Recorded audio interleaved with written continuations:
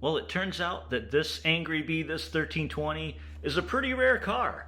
We kind of all already knew that. Last year, if you remember, after the production numbers came out on the 2019s, you saw a bunch of videos pop up on YouTube saying, hey, this thing is rarer than a demon, which is still technically true.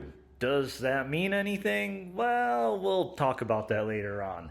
But this is not a 2019, this is a 2020. Now, the 2020 data hasn't officially been released yet, at least not at the time of this recording.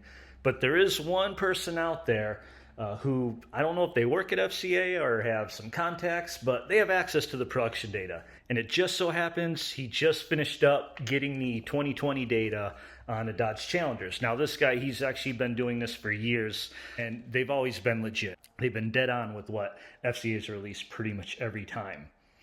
So big reveal, actually not big reveal, it's probably in the title of this video, but in 2019 we all know that they made 1,054 of these. Well, in 2020 they actually only made 410.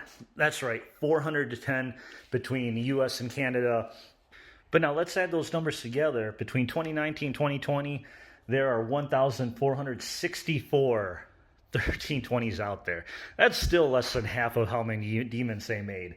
So it's pretty low. And again, I expected a low number for 2020, not just because of the whole pandemic that hit this year, but for 2019's, ordering pretty much opened up in November of 2018, and they were pretty much produced for almost an entire year.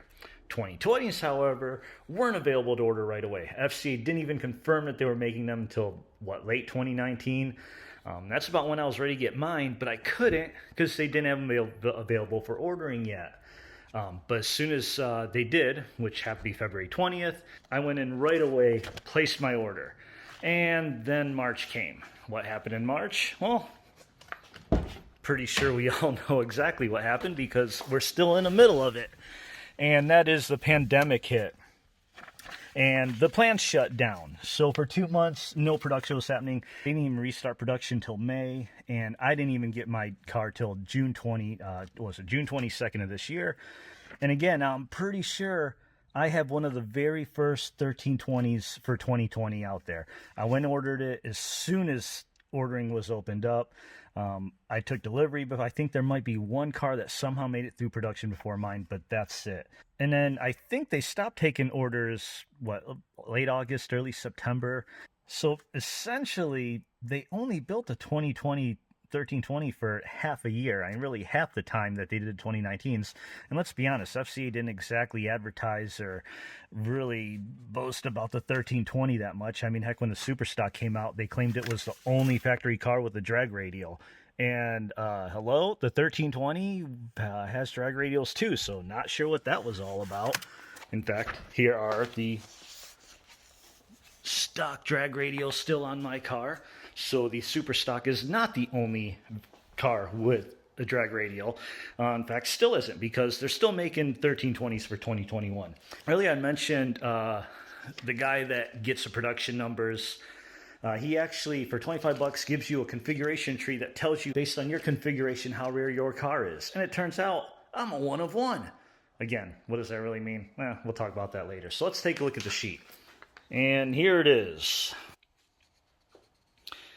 Okay, so let's look at how rare my mistress herself is. And, I mean, we can say she really is one of a kind. I'm going down the list now, and I prefer to look at the global numbers, not just the U.S. numbers. So start with the 1320 itself, and this is where I get the 410 number from. Now, of those 410, only 41 are in Hellraisin.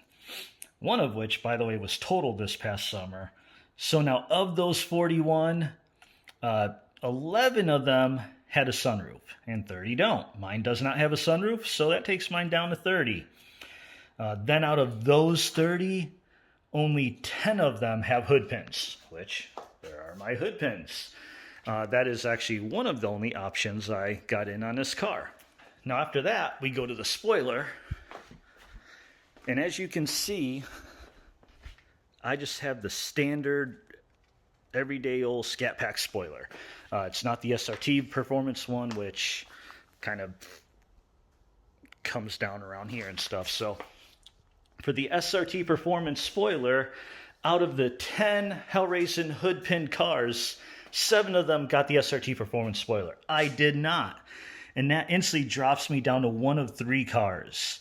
And then after that, that's where we get to 1 of 1, because the next one up is the Plus group. That's what brought in the better seats, some other stuff, and pretty much all your other options. Brake calipers, this I just got standard is black. Pretty much all these different things make me a 1 of 1, because most cars out there got the Plus group or other things. In fact, the only other options I got is the passenger seat and rear seat.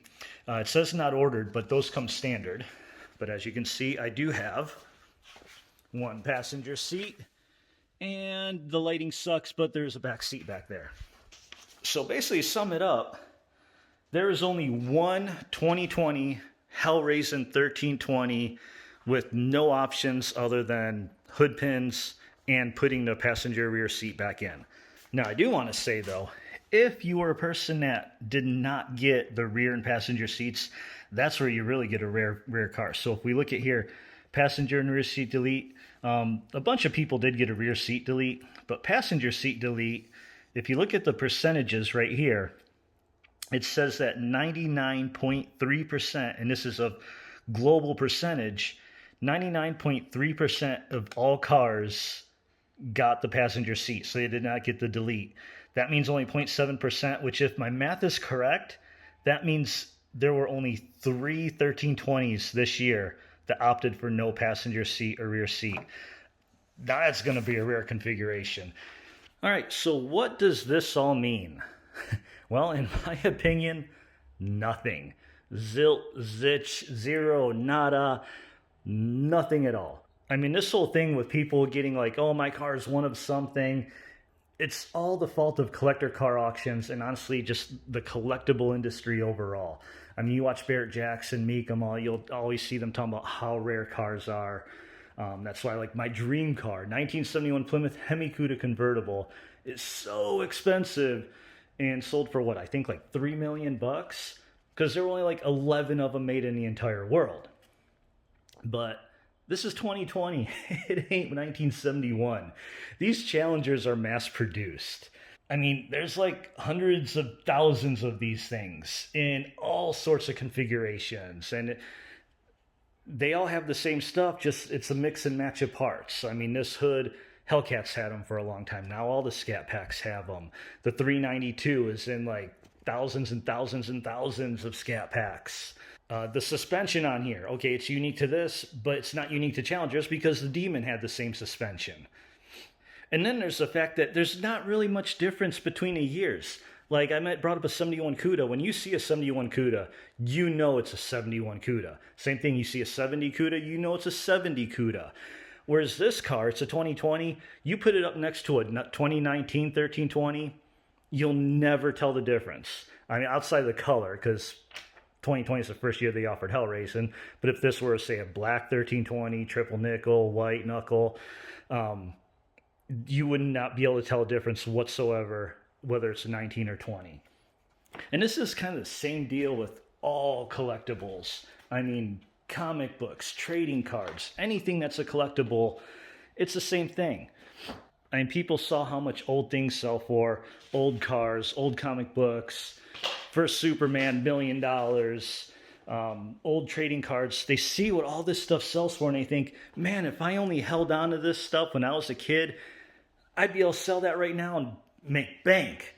Well, the problem now is everybody thinks like that. So now everybody's like, all right, well, I'm just going to hold on to everything because if I did that a long time ago, it's going to be worth money. But everybody's doing it.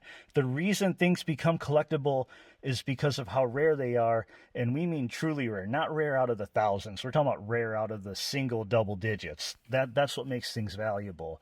You know, kids used to read comic books, fold them in half, throw them in their pocket. They got thrown out. Now, even the kids that read comic books, most of them put them in, bag and board them and protect them even after they read them carefully to not bend them because they don't want to ruin the value. And so the collectible market has just gotten insane. And then it's manufacturers have kind of made it worse because they slapped the limited edition name on everything. I mean, hell, you can go to a grocery store and see boxes of cereal that are limited edition. I mean, it's kind of ridiculous. All right, so enough of my rant. Now, I'm not saying that the 1320 isn't going to be worth money one day. It very well may be. I mean, who knows? A lot of us race these things. We may destroy the heck out of them and make it rare. Who the hell knows? It's possible. Odds are, though, it's not. Odds are you're going to lose money. So, my perspective, enjoy it while you got it. Race it, drive it, daily drive it, rag on it. Who cares? Just enjoy the damn thing. Because odds are you're only going to lose money. You're not going to make money on these things. So while it is pretty cool that I can say this is a one-of-one car, it really doesn't mean that much, other than, hey, it's cool to say that. Now, if you do want to get your own configuration tree like I got for your car, for your Challenger, I'll leave the guy's info in the description down below. You just email him. He just asks for like a $25 donation, let's say. And that's pretty much it. So anyway, that is the whole video today. So as always, like, comment, subscribe, and I will see you in the next one.